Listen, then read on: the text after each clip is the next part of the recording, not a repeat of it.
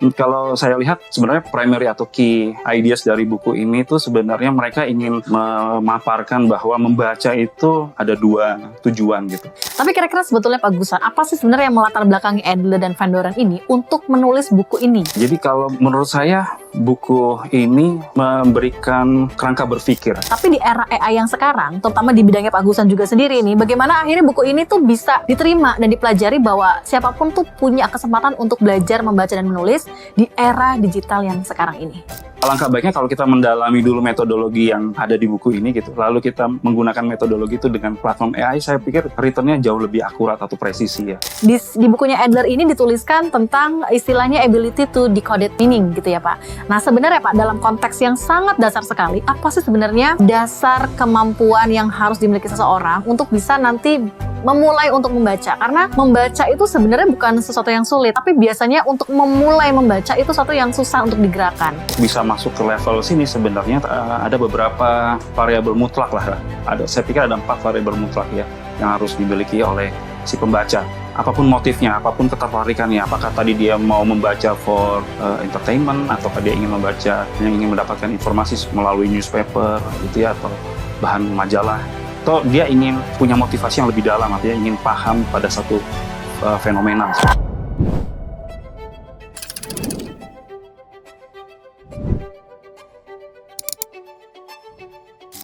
Selamat datang di podcast Di Balik Sampul, Membaca untuk Berkarya. Program ini merupakan inisiasi dari Universitas Bakri Press sebagai upaya untuk menghasilkan karya-karya berkualitas melalui proses literasi antara membaca dan juga menulis.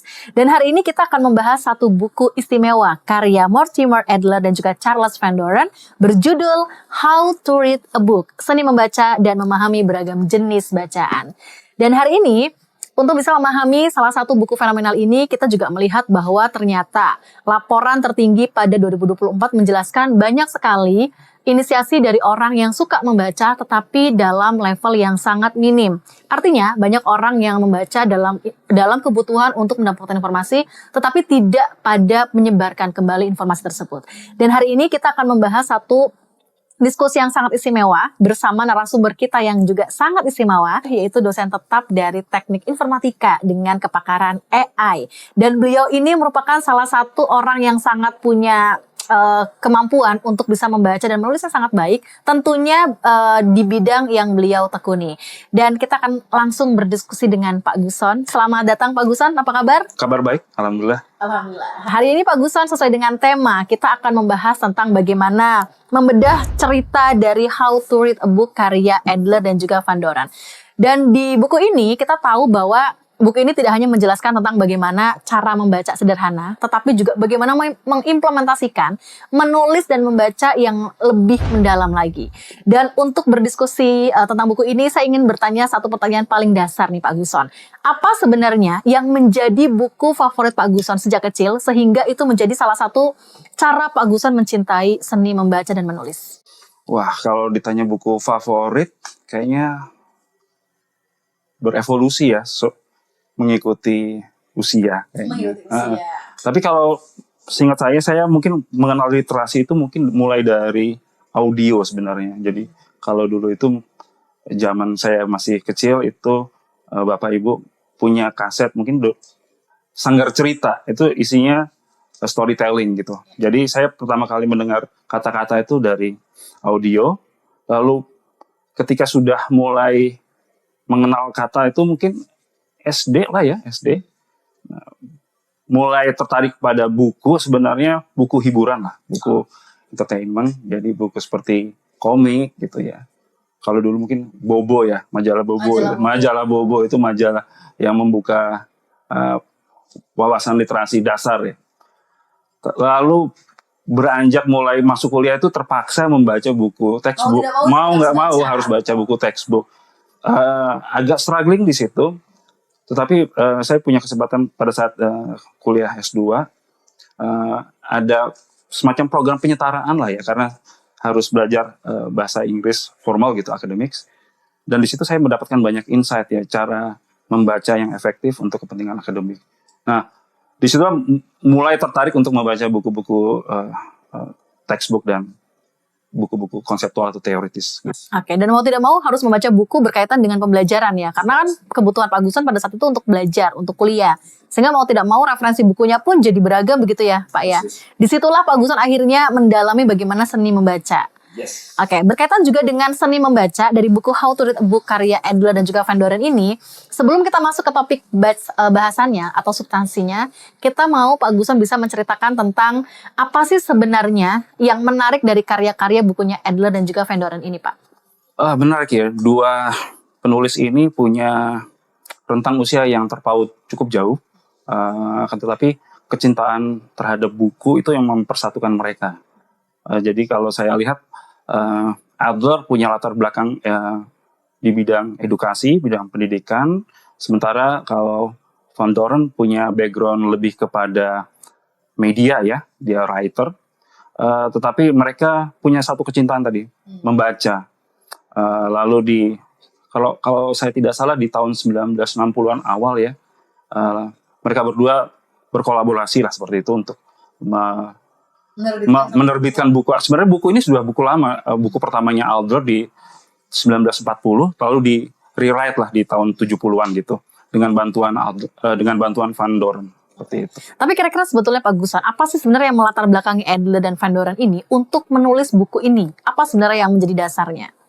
Kalau saya lihat sebenarnya primary atau key ideas dari buku ini tuh sebenarnya mereka ingin memaparkan bahwa membaca itu ada dua tujuan gitu. Jadi pertama, sebanyak mungkin kita bisa mengambil informasi atau mengekstrak informasi dari buku untuk menambah pemahaman. Jadi sebenarnya dua polaritas itu yang ingin di endorse ya, kayaknya sama Adler dan Doren gitu. Oke, pada saat itu kan kita bicaranya kan generasi kita yang pada saat AI dan teknologi itu belum besar begitu ya Pak ya. Sehingga buku ini menjadi referensi yang sangat baik bagi orang yang memang ingin memahami seni membaca atau menulis. Tapi di era AI yang sekarang, terutama di bidangnya Pak Guson juga sendiri ini, bagaimana akhirnya buku ini tuh bisa diterima dan dipelajari bahwa siapapun tuh punya kesempatan untuk belajar membaca dan menulis di era digital yang sekarang ini. Oke, jadi kalau menurut saya buku ini memberikan kerangka berpikir, kalau menurut saya ya, kerangka berpikir atau metodologi kita untuk bisa membaca secara efektif. Nah, kebenaran dengan AI dengan segala kecerdasan buatannya, secara capability-nya, tanpa ada metodologi, saya rasa return yang diberikan itu akan cenderung punya bias tinggi ya. Dan jadi alangkah baiknya kalau kita mendalami dulu metodologi yang ada di buku ini gitu, lalu kita menggunakan metodologi itu dengan platform AI, saya pikir return-nya jauh lebih akurat atau presisi ya, gitu untuk membaca. Coba kita memulai bertahap masuk ke beberapa bagian dari buku ini, Pak Guson, bahwa kan ternyata ada dimensi-dimensi dari membaca. Di chapter 1 ini kan membahas tentang dimensi membaca. Ada aktivitas dan seni membaca yang Adler dan juga Van Doren tuliskan, yaitu membaca itu merupakan salah satu cara yang aktif. Bagaimana Bapak itu bisa melihat bahwa membaca itu merupakan kegiatan yang aktif dan bukan menjadi kegiatan yang pasif? Ini mungkin agak mundur sedikit ya, melihat bahwa gini, sejatinya buku itu kan kumpulan informasi ya. Buku sendiri kayaknya awal-awal kemunculan itu di abad 10 Masehi kalau nggak salah. Pokoknya era dinasti China lah ya, dinasti Han kalau nggak salah. Tapi mulai butuh berapa ratus abad sampai dengan buku itu bisa diproduksi secara massal gitu. Artinya dengan kemunculan revolusi industri, buku akhirnya bisa diproduksi secara massal dengan memerlukan beberapa properti khusus ini seperti editor, publisher dan seterusnya. Nah, intinya sebenarnya di dalam buku itu kan orang mungkin bisa secara fisik bisa meninggal ya, tetapi buku bisa bertahan lebih lama daripada orang itu. Artinya ketika si penulis itu menulis dan buku itu bisa dipublikasikan, usia dia bisa lebih lama daripada si penulis itu sendiri. Nah, kembali kepada proses membaca secara aktif, bahwa diperlukan memang seluruh elemen dari jasad itu ya, persepsi mata gitu, apalagi terutama otak untuk bisa memproses informasi. Jadi mau nggak mau pada saat kita membaca ya harus aktif ya, artinya Dan kalau menurut Adler sendiri, membaca itu juga membutuhkan imajinasi gitu. Di samping tetap ada prerequisite elemen, yaitu kemampuan untuk mengenali kata atau memahami vocabulary. Jadi itu yang saya pikir itu dasar. Dan kalau saya flashback lagi ke masa kecil saya tadi, ternyata saya sudah diekspos dengan begitu banyak vocabulary melalui audio tadi gitu. Jadi begitu membaca, saya menemukan wow factor lah. Yang ini vocab yang pernah saya dengar beberapa tahun yang lalu gitu. Jadi pasti di situ ada proses aktivasi brain ya. Jadi saya rasa mau nggak mau membaca pasti harus aktif instead of hanya sekedar mendengarkan seperti itu. Di buku ini juga Adler bilang bahwa membaca itu merupakan aktivitas mental yang aktif, Pak Guson. Sehingga memang siapapun yang punya kemampuan untuk membaca, artinya membaca bukan hanya sebatas mencari informasi, tapi juga untuk mendalami. Sebenarnya seni membaca itu ada beragam tahapannya begitu. Kemudian juga orang yang membaca itu juga punya tujuan. Apakah sebenarnya dia memang membaca untuk mendapatkan informasi, ataukah untuk belajar, atau justru memang sebenarnya dia dia membaca untuk berusaha mengkonfirmasi kepada guru. Kan ada beberapa chapter yang menjelaskan bahwa di sini itu adalah bagaimana peran seorang guru itu bisa mengkonfirmasi dari apa yang dibaca oleh para pembacanya begitu. Kemudian Pak, terkaitan dengan tingkatan-tingkatan membaca. Di buku ini juga sebenarnya ada 4 tingkatan berkaitan dengan bagaimana tingkatan-tingkatan membaca dijelaskan oleh Adler dan juga Van Doren. Kalau mungkin Pak Guson bisa mendeskripsikan kira-kira 4 tahapan itu apa aja tuh Pak yang dijelaskan di buku How to Read a Book ini? Mungkin sebelum ke 4 tahapan tadi, nyambung dengan yang proses aktif, mental aktif tadi ya mungkin ya. Jadi kemampuan membaca itu juga mungkin bisa agak paralel atau sejalan juga dengan bertambahnya usia gitu kan. Jadi kalau tadi bercermin pada pengalaman pribadi saya tadi, pertama saya mungkin menggemari membaca buku-buku yang sifatnya entertainment gitu, yang lalu komik itu kan juga menjadi salah satu daya berpikir kita untuk berimajinasi kan Pak ya, berarti ya. Karena memang pada masa kecil kan memang kita belajar dengan bermain kan gitu. Jadi itu sebenarnya cocok tuh. Lantas makin dewasa akhirnya tantangannya menjadi, kalau dari bukunya Adler ini masuk ke kategori buku yang kedua tuh kan. Masuk kategorinya buku yang harus membutuhkan pendalaman, analisis gitu ya. Salah satunya adalah textbook. Dan yang ketiga sebenarnya nanti seiring dengan bertambahnya usia dan kedewasaan seseorang, biasanya dia akan membaca buku yang dia ingin kembali kepada buku itu gitu. Dan buku itu kalau dibaca kayaknya memiliki arti yang berbeda gitu. Selalu membuat dia bertumbuh gitu kan. Ada memori khusus mungkin Pak dari apa yang pernah dibaca dari buku tersebut gitu. Buku secara spesifik? Iya. Oh iya, ada tentu ya. Tentu ada. Kalau belakangan ini saya mungkin lebih membaca karya-karya sastra sebenarnya sih, itu ya, karya-karya sastra dari MH Ainun Najib. Jadi saya biasanya cenderungnya ke sana itu. Iya, membaca sastra itu kan nggak sembarangan ya Pak ya. Ada seni khusus untuk bisa memahami isi dari apa yang tertulis dalam buku bacaan sastra biasanya. Kalau menurut Pak Guson, ada nggak di seni membaca di bukunya Adler ini yang juga mendeskripsikan seni membaca dalam sebuah sastra? Ya, tentunya ada ya. Jadi kan tadi saya mungkin udah mention di awal bahwa sebenarnya teknik membaca itu adalah kemampuan kita menggali sebanyak mungkin informasi dan mempertanyakan untuk bisa mendapatkan pemahaman. Nah, dengan sastra itu kan sebenarnya bahasa yang dikemas itu multitafsir gitu. Jadi kalau kembali ke tadi bahasa sastra tadi, kadang-kala mungkin 10 tahun yang lalu saya membaca karya-karya sastra dari MH Ainun Najib itu, saya masih belum paham gitu. Tapi mungkin seiring dengan pengalaman bertumbuh gitu, saya membaca buku itu lagi baru mungkin bisa lebih paham daripada 10 tahun yang lalu. Nah, kurang lebih seperti itu. Jadi kalau menurut Adler sendiri itu dia sebut sebagai ada bertumbuhnya mind atau akal seperti itu. Nah, indikatornya seperti itu. Nah, kalau bukunya membuat dia balik lagi untuk membaca, saya pikir itu kasta tertinggi lah istilahnya kalau dia dalam konsepnya Adler dan Van Doren seperti itu. Nah, kembali ke 4 tingkatan tadi, secara struktural dia sebutkan ada tahapan yang paling dasar, elementary reading, lalu tahapan kedua inspectional reading, gitu. Artinya membaca secara cepat aja, pokoknya dalam interval waktu tertentu seberapa banyak informasi yang mampu kita tarik gitu atau kita dapatkan. Lalu agak lebih dalam lagi masuk ke analytical reading. Di situ ada unsur mempertanyakan kontennya. Lalu yang terakhir ada syntopical reading.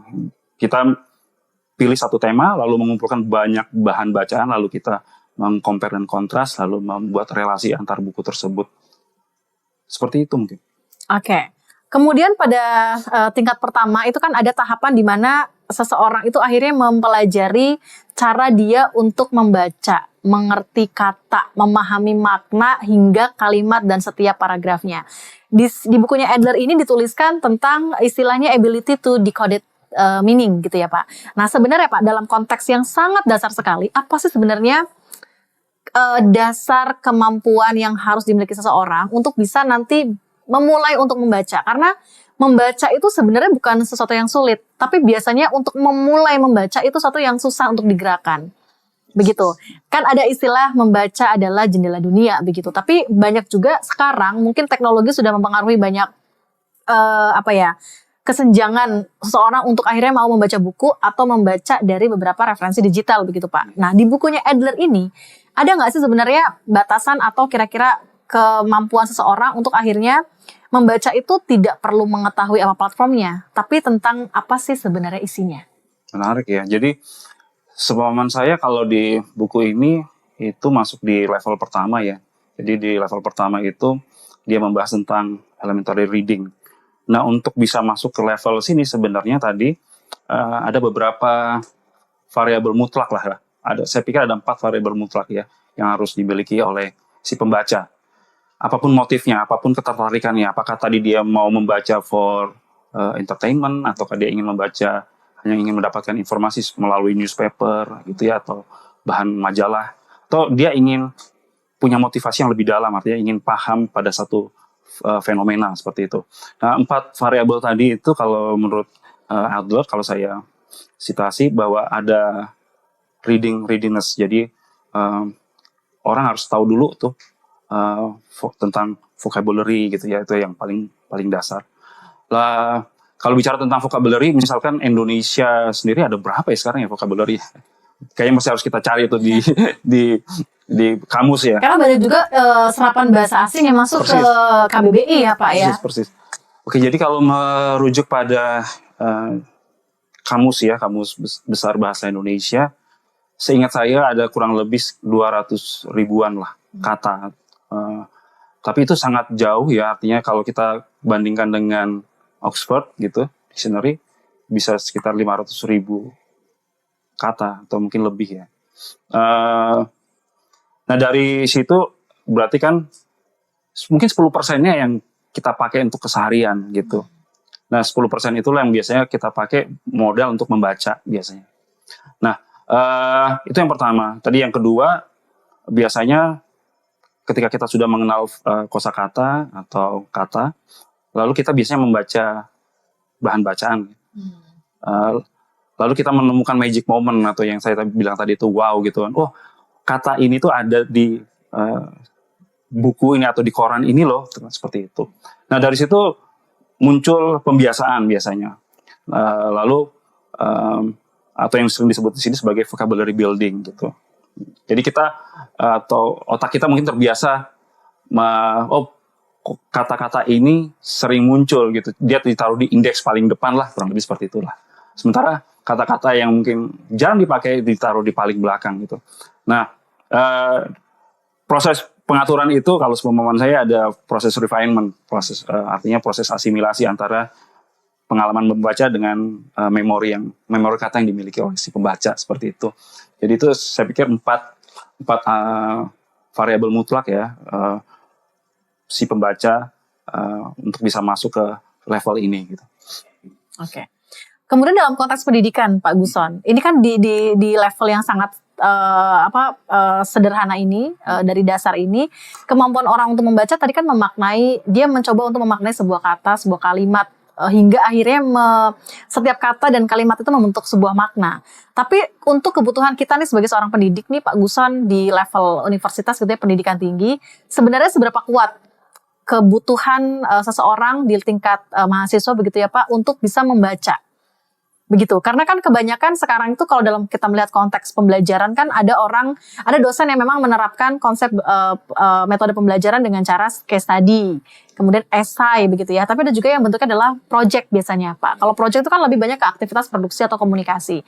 Tapi sebenarnya levelnya dalam Adler juga mungkin menyinggung di beberapa chapternya berkaitan dengan ability to decode the meaning of the part dari masing-masing setiap kata. Itu sebenarnya untuk pendidikan ada nggak sih Pak? Di level pendidikan ada nggak yang tingkatannya itu memang harus dimiliki oleh mahasiswa atau sejenisnya gitu? Yes. Kalau saya rasa membaca itu mutlak ya atau wajib ya, terutama untuk higher education gitu di level itu.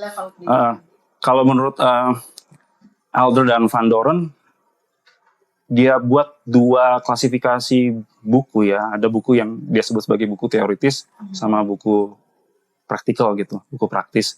Nah, tentunya kedua belah buku itu atau kedua jenis buku itu menyimpan informasi kan, dan mau nggak mau mahasiswa atau dosennya sendiri mau nggak mau harus membaca gitu. Hanya saja mungkin stressingnya kalau buku-buku praktikal lebih banyak kepada pengetahuan yang sifatnya how to gitu kan, sementara buku-buku teoritis lebih pada hal-hal yang sifatnya lebih abstrak gitu. Tapi kedua-duanya membutuhkan kemampuan untuk membaca, begitu. Membaca sudah lewat level yang pertama, gitu. Kemampuan yang kedua nantinya, gitu ya, kemampuan untuk bisa membaca secara inspectional reading, gitu. Tapi tuntutan yang tinggi biasanya untuk level pemahaman biasanya nanti ke level ketiga, gitu. Jadi saya rasa di higher education khususnya mahasiswa, saya rasa nggak ada tawar-menawar ya, selain mau nggak mau harus masuk ke dalam buku textbook gitu. Kalau masuk ke tahapan berikutnya Pak, terkait dengan inspectional readings, ini kan istilahnya di buku di Adler ini disebutkan teknik membaca cepat.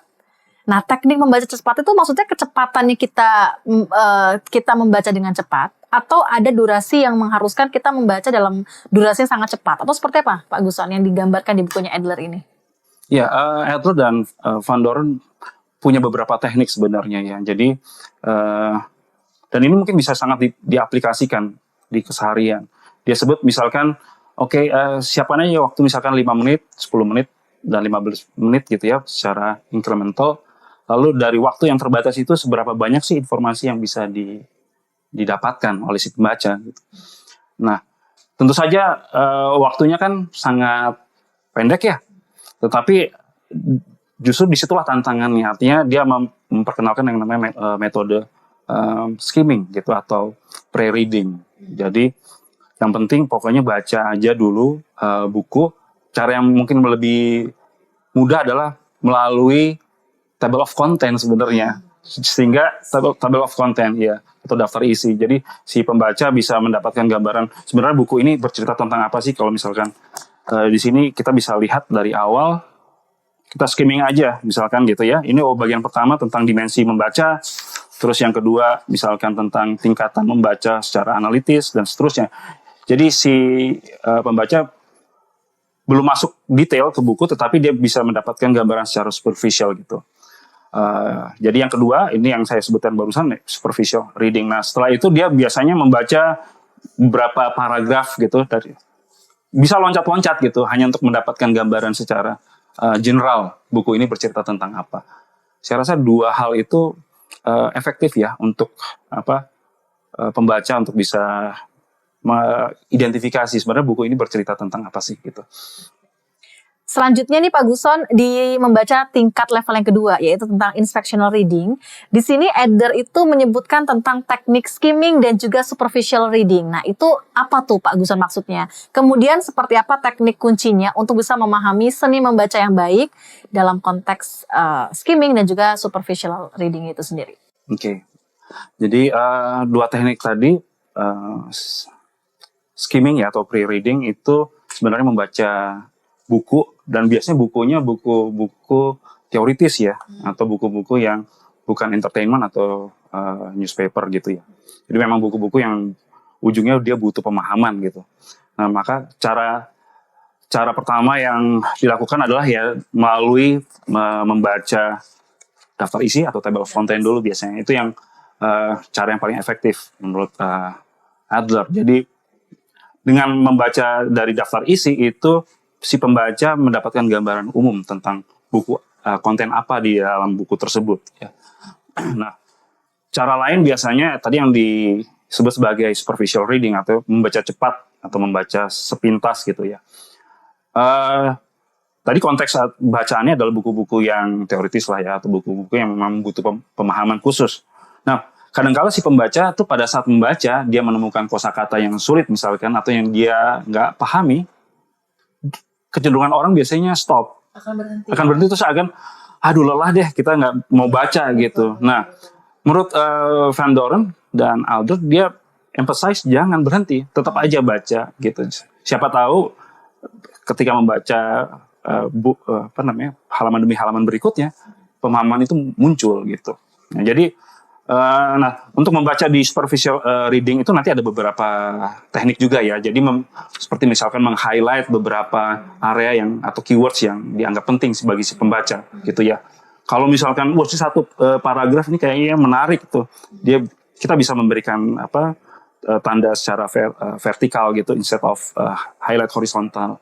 Atau kalau misalkan dari beberapa paragraf itu saling bertautan, kita bisa memberikan tanda atau numbers gitu ya. 1, 2, 3 sehingga memberikan indikasi bahwa di halaman tersebut ada keywords atau konten yang mungkin kita perlu revisit lagi nanti ketika kita masuk kepada level analytical reading gitu. Oke. Tapi sebenarnya Pak Guson, Adler dan juga Van Doren itu menyebutkan nggak sih bahwa teknik membaca di level ini, di level kedua ini, kan tadi kan Pak Guson bilang kebanyakan orang ketika dia membaca dia akan merasa ada hal yang tidak dia pahami, dia akan cenderung untuk stop atau berhenti atau memang di pause gitu ya, kemudian ditunda dan dilanjutkan lagi.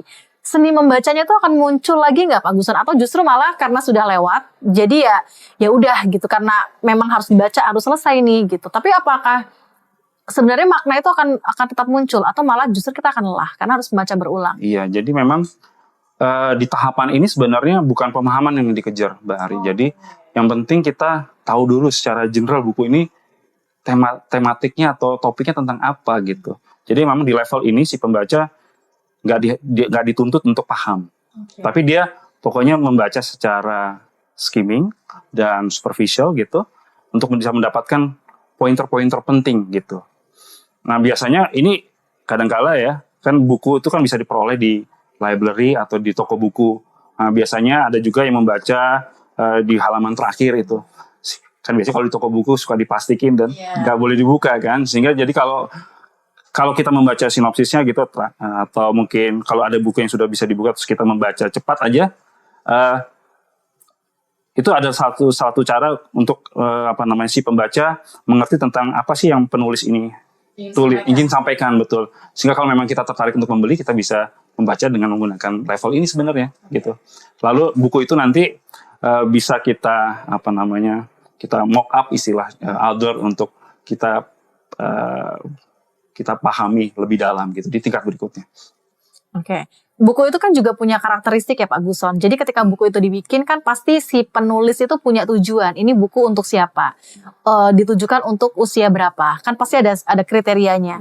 Nah, buat kita yang memang secara kita di level pendidikan begitu kan rata-rata buku yang kita baca adalah buku-buku ilmu pengetahuan yang memang diperuntukkan untuk mahasiswa. Tapi ada juga kita menugaskan mahasiswa untuk bisa menulis esai mungkin atau menulis sebuah artikel mini yang mungkin konteksnya adalah untuk anak-anak, misalnya begitu Pak Guson. Nah, apa seninya sebenarnya ketika buku itu harus diterjemahkan ke target audiens yang berbeda? Jadi ketika saya menyuruh mahasiswa untuk membuat cerita dari buku anak-anak, mau tidak mau kan berarti tingkat pemahaman membacanya dia menurun kan, dari yang membaca ilmu pengetahuan sampai yang entertainment atau buku cerita. Nah itu ada teknik khusus nggak Pak Guson sebenarnya? Oke, sepemahaman saya kalau di buku ini, tadi mungkin di awal saya udah sempat singgung ya, jadi ada 2 klasifikasi buku ya, jadi ada buku yang praktikal gitu ya, ada buku yang teoritis atau abstraksi atau konseptual gitu. Nah kalau misalkan tadi adalah buku untuk anak-anak itu kan berarti tergantung nih goalsnya apa tujuannya apa. Kalau Misalkan untuk kadang-kala buku anak-anak ada juga unsur-unsur untuk pemahaman loh, tapi kan mungkin untuk level kognisi yang berbeda ya dengan dewasa. Tapi ya berarti sebenarnya kita bisa memanfaatkan buku-buku yang praktikal tadi gitu untuk mendapatkan kisi-kisi bagaimana how to write a book for children misalkan seperti itu. Nah, sebenarnya itu yang menuntun kita secara praktikal, tetapi mungkin ide-ide atau konsep-konsep tentang sebenarnya narasi apa sih yang bisa kita sampaikan kepada anak-anak, kita mungkin bisa refleksikan dengan buku-buku teoritis gitu. Seperti itu ya. Iya. Dan ada nggak sih Pak sebenarnya di Adler menyebutkan seni membaca khusus untuk anak-anak? Kelihatannya nggak ada secara spesifik sih dia sebutin sih, dia nggak ada secara spesifik. Tetapi mungkin di awal ya, mungkin di elementary itu kalau kita bisa masuk klasifikasinya di situ tuh. Kita masuk ke chapter tahapan berikutnya Pak, tentang menjadi pembaca yang penuntut. Lumayan agak ini ya, penekanan Adler di sini menjelaskan tentang menuntut itu apa ya, istilah sesuatu yang memaksa kita pembaca itu harus tetap lanjut, tapi juga harus moodnya harus baik gitu, sehingga apa yang menjadi tujuan penulis tersampaikan kepada pembacanya begitu. Nah, kemudian ciri-ciri dari pembaca yang penuntut itu yang ditampilkan oleh Adler dan juga Van Doren itu apa sih Pak sebenarnya? Nah, ini memang tadi nyambung dengan pertanyaan sebelumnya sebenarnya. Jadi kadang-kala ketika kita membaca buku yang di luar kemampuan kita ya, kemampuan pemahaman kita misalkan gitu, kita udah merasa lelah, capek gitu kan. Tapi dengan superficial reading tadi sebenarnya kita bisa mengambil beberapa key pointers tuh. Nah, untuk menjadi pembaca yang demanding, sebenarnya Adler dan Doren menuntut kita untuk jangan stop membaca meskipun kita belum paham. Jadi tapi tetap ada 4 keywords ya, ada 4 saya pikir 4 driver utama yang harus dimiliki oleh si pembaca agar dia selalu termotivasi untuk bisa meningkatkan level pemahamannya. Karena sebenarnya bisa jadi mungkin kita sekarang belum paham. Dengan buku itu mengajak kita, pemahaman kita bisa meningkat gitu. Nah, jadi di level ini sebenarnya untuk menjadi demanding reader, Adler memberikan 4 kisi-kisi itu. Jadi pertama, nggak perlu harus paham benar kontennya, tetapi sebenarnya baca dulu secara cepat gitu bahwa buku ini sebenarnya tematiknya apa. Menemukan tema utama itu penting tuh. Dari situ misalkan saya lagi tertarik pada tema manajerial misalkan atau manajemen. Berarti itu sudah satu langkah yang oke tuh, kita mendiscover bahwa ternyata buku ini bercerita tentang manajemen, berarti itu cocok tuh. Lalu baru kita bisa lanjutkan ke tahap berikutnya. Dari sekian banyak misalkan tema tentang manajemen kan ada hal-hal yang lebih spesifik ya. Nah itu kalau tadi secara umum, langkah kedua adalah secara detail gitu. Nah yang ketiga baru kita bisa secara pelan-pelan mengkritisi ya. Tentunya dengan ya isi dari buku tersebut, meskipun dengan pemahaman kita yang masih limited gitu ya. Untuk apa sih sebenarnya? Untuk men-challenge pemahaman kita gitu, Nah, yang terakhir sebenarnya proses 1, 2, dan 3 tadi itu dilakukan secara iteratif ya, secara berulang-ulang. Dan ini hopefully kita bisa mendapatkan dalam tanda petik enlightenment atau pencerahan gitu, sehingga kita nanti harapannya bisa naik level tuh ke level analytical untuk level pemahaman gitu. Jadi kalau kita level 2 udah nggak tahu isi buku ini tentang apa, ide spesifiknya juga nggak jelas, terus kita bahkan nggak bisa mengkritisi secara superficial gitu. Biasanya ya udah kita tutup bukunya terus ya udah kan stop. Nah, tapi ini tantangan sih untuk di level akademik ya, bahwa sebenarnya pendidikan kan mengajak siapapun yang membaca buku bergerak dari ketidaktahuan menjadi tahu. Jadi biasanya students gitu ketika diberikan textbook memang challenge pertama adalah bagaimana mengidentifikasi ketidaktahuan itu tadi, dan secara bersabar lah gitu ya, berproses membaca gitu. Dan salah satu teknik yang awal yang bisa dipakai adalah ya proses inspectional reading ini gitu ya bagi mahasiswa. Karena saya rasa mahasiswa pasti udah level elementary udah lewat lah ya gitu. Jadi level ini harusnya bisa dimaksimalkan sih sama anak-anak itu untuk bisa jangan takut sama membaca textbook gitu. Betul. Yeah. Pak Guson, tapi sebenarnya kalau kita paham juga bahwa kemampuan analytical mahasiswa ini untuk membaca buku itu kan juga biasanya itu beda-beda ya Pak ya, tergantung bacaan bukunya. Karena kebetulan kita dua orang dengan profesi yang berbeda, begitu kalau ilmu pengetahuan yang berbeda yang dipahami. Kalau Pak Agusan itu lebih ke arah teknikal, kalau saya lebih ke arah sosial.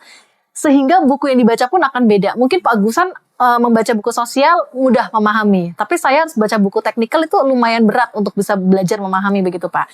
Nah, ada juga salah satu hal yang cukup menarik Pak Agusan, ketika anak-anak itu mahasiswa kita harus membaca, dituntut untuk membaca, tapi referensi yang mereka baca itu adalah misalnya dari e-book atau dari artikel atau dari e-magazine atau bahkan sekarang sosial media. Ada nggak sih Pak seni khusus yang coba, mungkin pada saat itu teknologi atau sosial media belum ada ya Pak di zamannya Adler menulis buku ini gitu. Tapi mungkin dari 4 tahapan tadi, mungkin ada part yang khusus Adler bisa meng-highlight bahwa salah satu seni membaca di era yang dekat dengan teknologi itu dengan cara yang antara 1 dari 4 itu yang mana Pak kira-kira? Kalau dari buku Adler dan Van Doren, dia memang nggak spesifik membahas tentang bagaimana teknik kita bersinggungan dengan artificial intelligence ya, artinya konten-konten yang diproduce oleh AI. Tapi kalau saya nggak salah di chapter akhir di chapter 21 itu dia sebutin tentang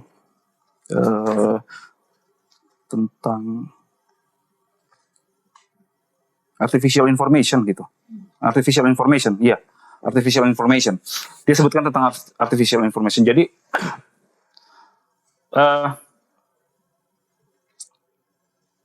sebenarnya justru malah dengan artificial information itu menjadi distraksi ya untuk si pembaca bisa fokus untuk mendalami bahan bacaannya gitu.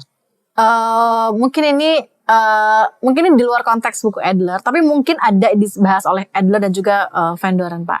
Visual, tampilan visual atau gambar itu mempengaruhi nggak sih Pak terhadap seni membaca? Iya memang kalau dari buku ini dia nggak secara eksplisit ya membahas tentang bagaimana pengaruh visual terhadap cara membaca, karena kalau menurut saya itu kayaknya masuk dalam kategori yang entertainment dan buku ini memang nggak secara eksplisit membahas ke arah sana. Jadi memang buku ini lebih cenderung gimana kita tadi bisa gaining sebanyak mungkin informasi dari buku-buku yang tadi kita mungkin agak berbeda, yang social science saya mungkin lebih eksak gitu, tapi sebenarnya masuk pada ranah buku yang masuk dalam kategori Adler ini dia bilang buku teoritis gitu. Ya. Nah, terus yang bisa kita pakai adalah dia kemukakan beberapa cara menarik nih di level kedua nih sebenarnya. Jadi ada istilah note making gitu. Note making. Jadi kalau Adler dia mencontohkan setiap kali dia membaca dia dampingi dengan kertas dan pensil atau pena gitu. Jadi ketika dia membaca sesuatu gitu, siapkan alat bantu dengan pena atau kertas, dia tulis. Dia artinya dia mencoba untuk membuat catatan berdasarkan pemahaman dia. Perkara itu pemahaman dia benar atau salah, it's okay gitu pada tahapan itu. Yang penting dia ada proses menulis di situ. Jadi menurut dia bahwa proses membaca dan menulis itu sama-sama proses yang aktif. Dan itu saling saling dialektis lah gitu ya. Jadi membuat catatan itu adalah bagian terpenting di level kedua ini di inspectional reading. Jadi bukan hanya sekedar membaca table of contents, skimming, tapi in the end dia harus take notes gitu, membuat catatan.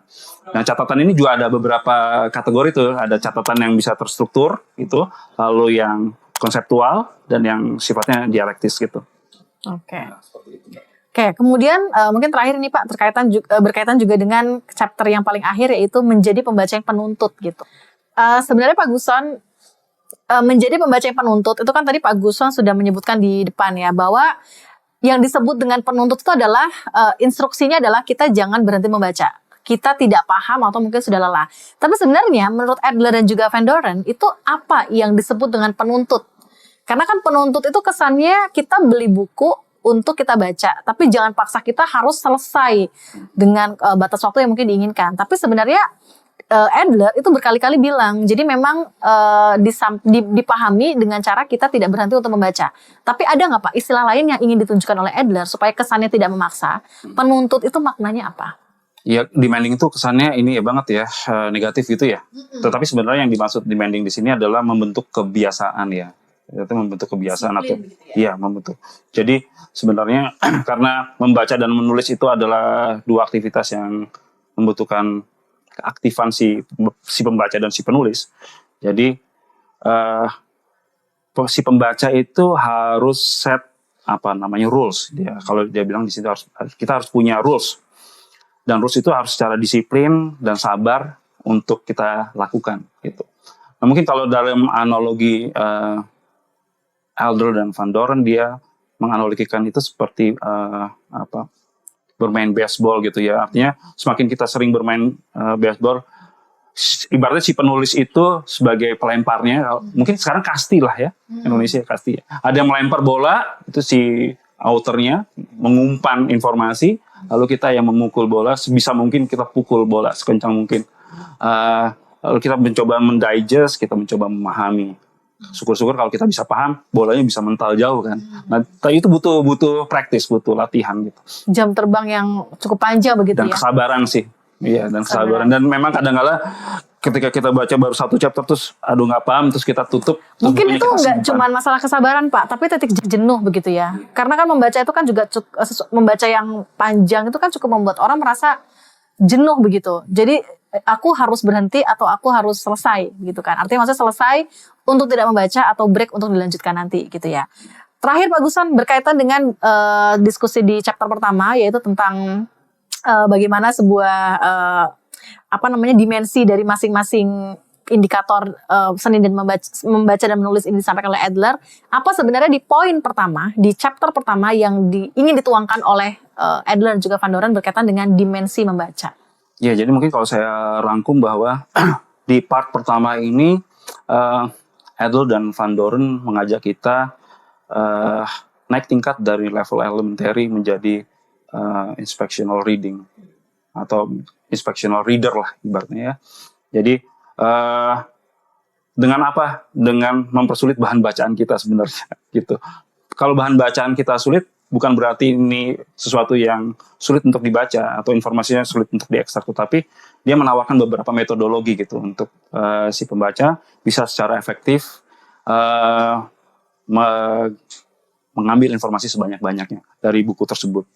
Nah, tadi kita udah bahas ada dua cara ya, jadi secara superficial reading dan secara skimming gitu. Jadi saya rasa di part pertama ini Adler dan Van Doren mengajak kita untuk jangan ragu-ragu membaca meskipun sesulit apapun itu bahan bacaannya, tetap membaca. Dan tadi sudah ada beberapa kisi-kisi metodologi. Dan yang terpenting tadi jangan lupa take notes juga atau note making. Kadang-kala ini kalau di perkuliahan kalau saya lihat misalkan anak-anak kebanyakan sih pasif ya. Jadi misalkan kita menyampaikan bahan pembelajaran, anak-anak tuh kalau saya lihat jarang note taking. Jadi note taking itu sebenarnya bagian dari proses aktif pembelajaran gitu. Nah, kadang-kala mereka lupa itu mencatat hal-hal yang penting. Nah, biasanya note taking itu sifatnya real time atau mungkin instantaneous lah pada saat di kelas. Nah, harapannya setelah dia pulang, dia bisa merubah note taking itu bisa menjadi note making. Dia merubah pemahaman di kelas menjadi pemahaman yang lebih solid lagi di rumah. Agar pada saat pertemuan berikutnya gitu, dia bisa lebih nyambung tuh dengan bahan pembelajaran di minggu berikutnya. So, jadi inspectional reading saya pikir ini menjadi salah satu strategi bagi kita si pembaca untuk jangan putus asa lah untuk membaca buku-buku yang sulit gitu ya. Itu apapun disiplin ilmu kita, apakah eksak atau social science seperti itu. Ya, Pak Guson terakhir berkaitan dengan dimensi membaca. Adler memberikan pesan menjadi pembaca yang penuntut. Ketika dia sudah dituntut untuk bisa memahami untuk apa yang dia baca, di manakah tingkat analitisnya, Pak Guson kira-kira? Menarik nih, seperti yang sudah kita bahas sebelumnya bahwa membaca dan menulis adalah aktivitas yang aktif ya. Nah, itu mendorong si pembaca atau si penulis dia berusaha sedemikian rupa untuk membreakdown bahan bacaan yang kompleks kan gitu kan. Nah, tentunya untuk bisa mencapai kompleksitas itu, ada beberapa tahapan kan yang sudah disampaikan oleh Adler dan Doren. Nah, tadi kita sudah sampai pada level inspectional reading gitu. Nah, dengan kemampuan atau metode yang sudah disampaikan oleh Adler melalui systematic skimming atau superficial reading, diharapkan si pembaca sudah mulai menguasai tema buku gitu. Dan harapannya dari situ dibangun rasa ingin tahu gitu. Sehingga nanti sampailah pada level berikutnya, level ketiga nih gitu, yaitu level untuk bisa memahami konten buku secara mendalam dan mengkritisi konten tersebut. Oke, rasanya memulai membaca itu hal yang memang harus digerakkan begitu ya Pak Guson ya. Jadi ketika sudah masuk ke tahapan membaca, sebaiknya titik jenuh itu, titik berat itu, malas itu harus dilawan. Karena Adler menuntut kita untuk menjadi orang yang penuntut untuk dalam seni membaca.